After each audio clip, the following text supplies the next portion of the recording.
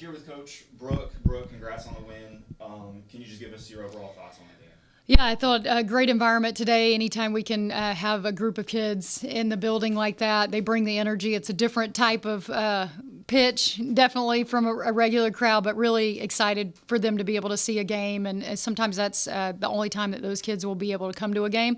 And hopefully we get them to come back. But, our main goal is to show them, how to be a great teammate, how to be coachable, and how to compete and give great effort. And I thought our team did that today. Thought we were a little bit sluggish offensively to start. That fourth quarter, we really turned it up. But yeah, I thought we got some great looks in the first half, and you go 3 of 17 from 3 in the first half, and probably should have just continued to attack, but we needed to move the ball a little bit better, and I thought we really did that in that fourth quarter. And proud of our defensive effort.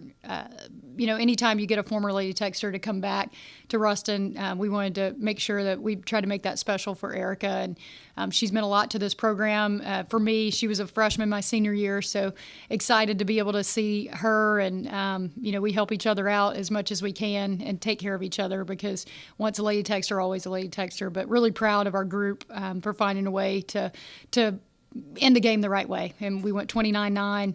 Aside from that third quarter giving up 20, we go 8, 12, and 9. I thought our defensive effort was pretty good. It changed the game for us. And you mentioned how the offense kind of struggled to begin the game. Like, the looks were there, but fourth quarter comes, you miss one shot. Gianna goes 3 for 3. Are you proud of what you saw? Yeah, I think that's, we honored Reed Pipes today before the game, and, we talk about being resilient. And you've got a young first grader that's battling, and sometimes it's just showing up and you got to fight through and grind through something, and true grit is just stay in the course, keep doing the little things. And I thought our group did that, and it wasn't like we told them don't shoot. It was okay, let's find a way to get an easier shot. And I thought we got some offensive rebounds and just didn't finish them.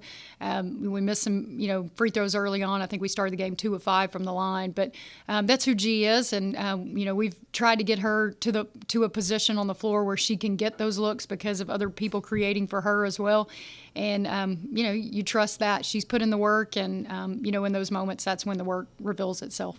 Defense has been kind of an emphasis the last few weeks because of the start of the season. You give up only 49 points in back-to-back games. You give up less than 50 points. You win the turnover battle, and you get 15 more rebounds. Have you seen more of a fight?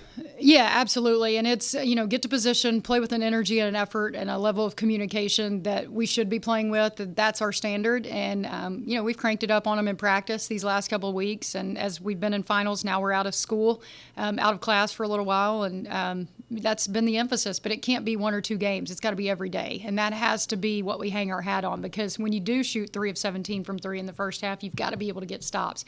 And as stagnant as we were offensively, and just not being able to score, we still held them to 20. And I think that's where you've got to go. Defensive rebounding every single day, it allows you to stay in the game and then take care of the basketball. And I thought we did a really good job of that. And Coach, you mentioned being able to bring Erica back here, a former teammate. What's it like to have a former teammate that you were once side by side with on this very floor, and they go head to head as coaches? Yeah, well, and it doesn't matter. And I told our players, I said, she's not out there playing, I'm not out there playing, but I want them to understand what it means to put that uniform on. And I loved, Erica was a great teammate. She was a fellow Arkansan, and I was a senior her freshman year, and you try to impart those lessons that the players ahead of me taught me and our freshman class when we came in. And so you try to lead in those ways, and I'm just really proud of her. She's a great mom, and she's a great leader, and she just brings energy. And we knew she was going to have that group ready to play. She had some former teammates here, a couple of players that I coached as an assistant coach here.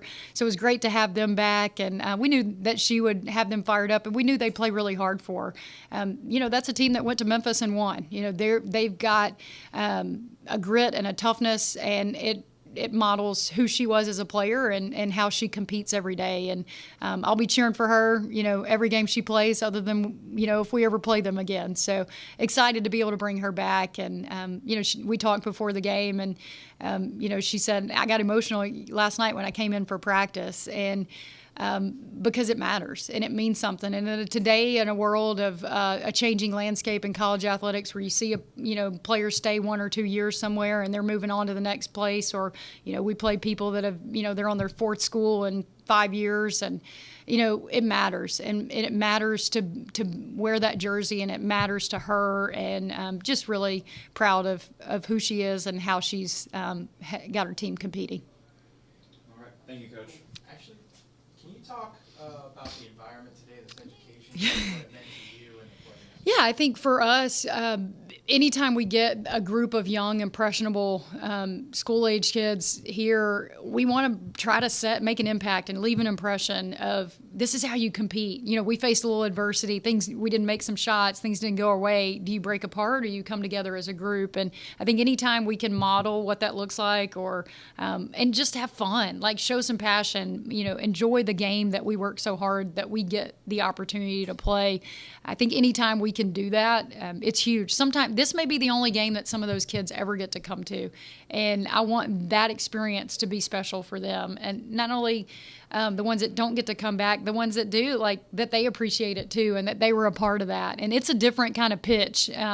It's loud, and you can try to prepare. The last couple of days we've played some screaming noise in practice, and it's not the same. It's really hard to simulate, but I thought they got into it for us there, and with the defensive chants, and I was just hoping we could make some shots for them to cheer for. But obviously they get into the 6-7, and that's a big deal. I've got 2 teenagers, so I'm really tired of hearing about that. But I just think it's an incredible opportunity that we get to have with our players of go, hey, you were that kid at one point, and just to be able to interact with them. And our group does such a great job in the community of developing relationships with families and school-age kids when we go do community service. I mean, we've got 3 events this week now that we're not in class, and this group has a heart for that, and they're really selfless. And, the more we can encourage loving and serving those around us, we're going to do that. So appreciate them showing up. Appreciate all the administrators, the teachers. I know that's a heavy lift for them.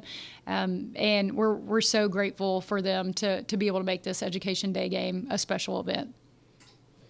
Thank you, Coach. Awesome.